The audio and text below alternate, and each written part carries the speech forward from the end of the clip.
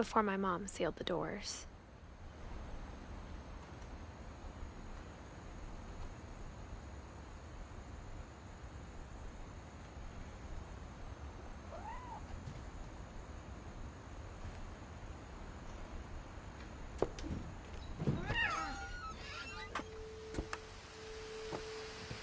This will be obvious later, but my mom never told me any of these stories. Edie would have, but Mom didn't like bringing up the past. Though, when we adopted a stray kitten, she was the one who named it Molly.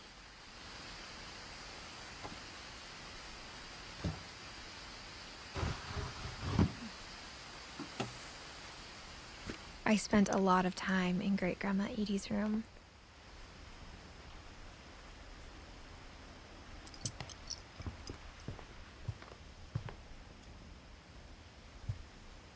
Louis died a week before we left, but Edie had already started to memorialize him.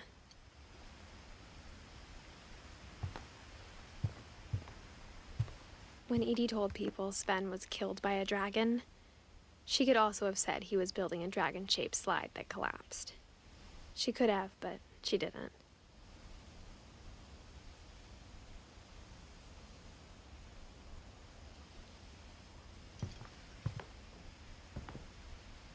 One summer, they evacuated the island, but Edie refused to go. For a few weeks, she was a celebrity.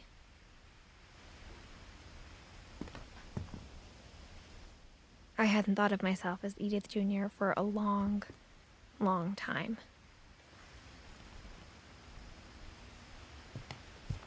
Edie gave a big interview about a mole man living under the Finch house. My mom was furious.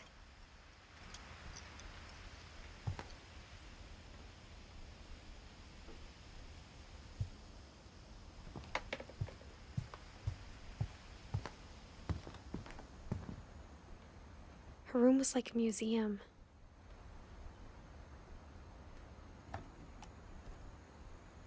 For 500 years, the Finches have been famous throughout Norway for their fortune and misfortune.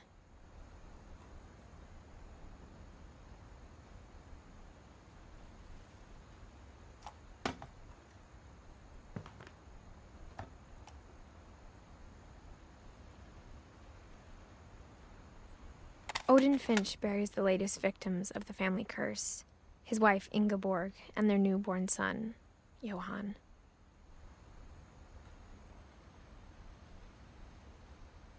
On January 7th, 1937, he set sail with his family and his house, hoping to leave the curse behind.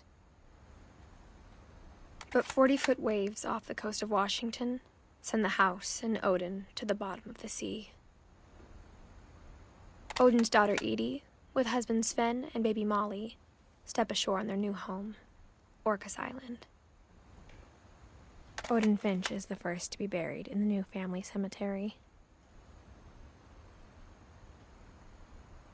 His daughter Edie is already dreaming of a new Finch house.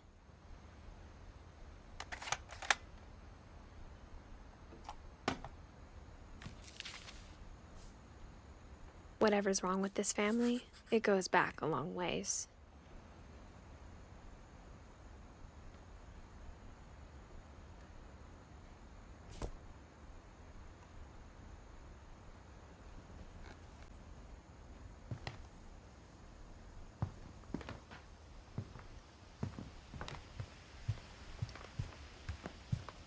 Even in her 90s, sometimes Edie seemed a lot younger than my mother.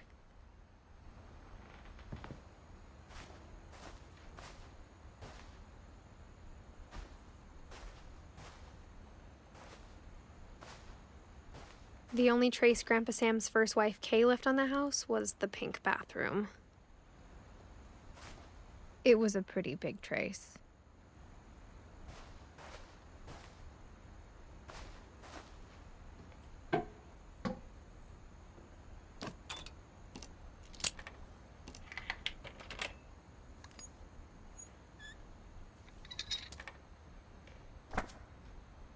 There's a secret in this bathroom.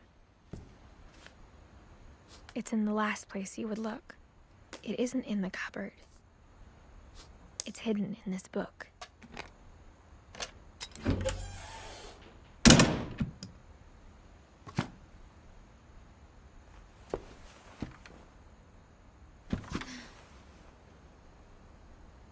Sven gave Sam an old camera he'd refurbished. He never put it down.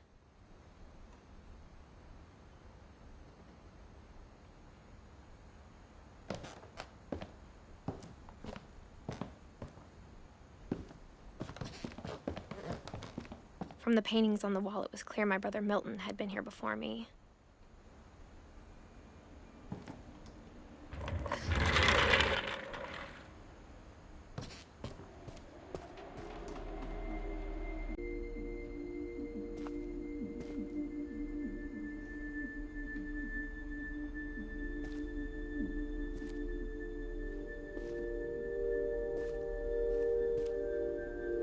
I knew Grandpa Sam had a twin, and that he never talked about him.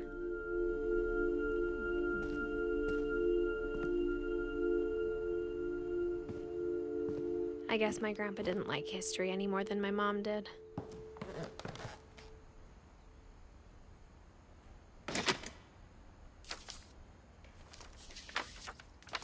How I Want to Remember My Brother by Sam Finch.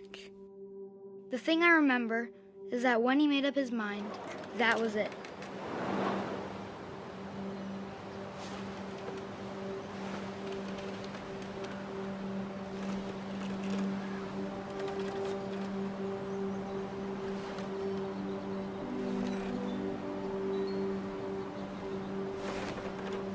My brother said he'd die before he ate another mushroom, and he did.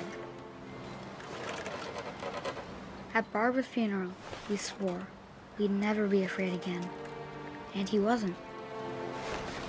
I think Calvin always wanted to fly. Sam! Calvin! Dinner's ready! Coming! But that day, he finally made up his mind to do it. I told him going around was impossible. Maybe if I hadn't said that. Calvin! I'm not gonna tell you again! Maybe if the wind hadn't picked up. Then maybe he'd still be here. But I doubt it. I think he'd already made up his mind. That's what I want to remember about my brother.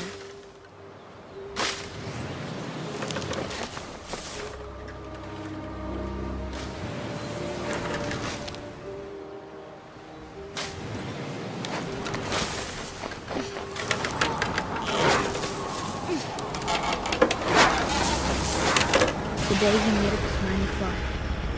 And he did.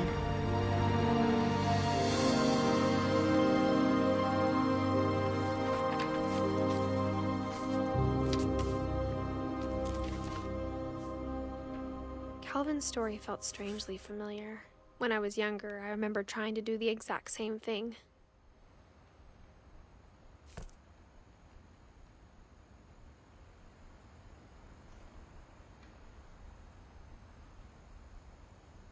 After the funeral, Edie roped off Calvin's half of the room.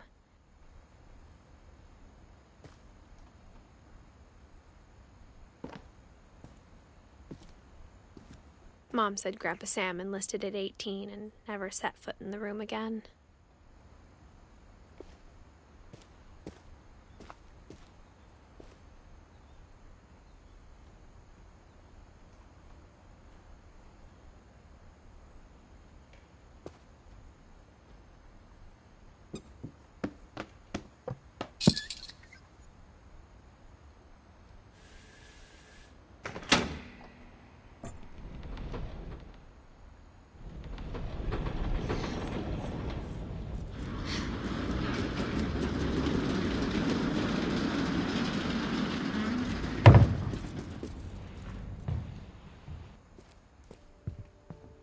The passages were a pretty tight fit. They'd obviously been built for smaller hands and bellies.